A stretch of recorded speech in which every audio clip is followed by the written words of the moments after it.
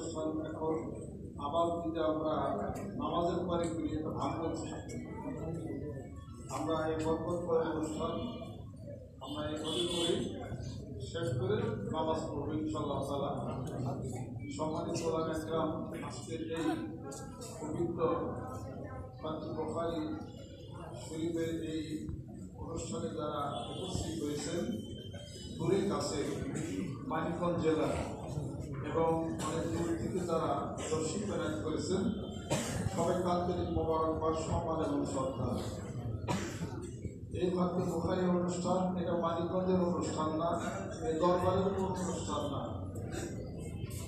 এই বুখারী যিনি হাদিস শরীফের মালিক মুহাম্মদ সাল্লাল্লাহু আলাইহি সাল্লাম, তার জীবনালক্ষ জীবন দর্শন যুগ যুগ ধরে তাদবিন হয়ে আজকে হাদিস শরীফের এই বিশাল এই বিস্তার জ্ঞানের ভান্ডার আমাদের নিকট পৌঁছেছে বিশুদ্ধভাবে।